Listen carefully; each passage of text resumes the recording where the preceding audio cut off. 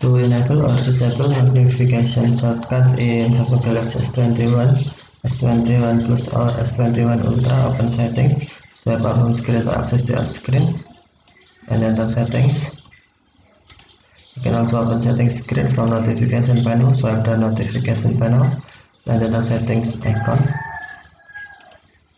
Scroll down settings screen, find accessibility, and then tap accessibility, tap visibility enhancements, and then select magnification. To turn on, to enable magnification shortcut, tap magnification shortcut switch until blue. Tap the accessibility button. To start or stop this function, tap accessibility button at the bottom of the screen. Okay, and then to turn off, tap switch until black or until white.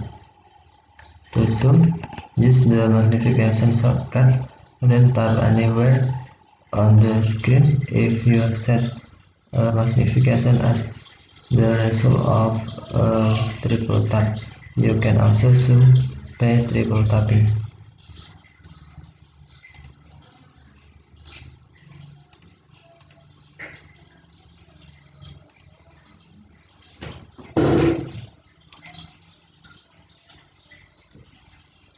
Okay, thank you for watching. Have a nice day.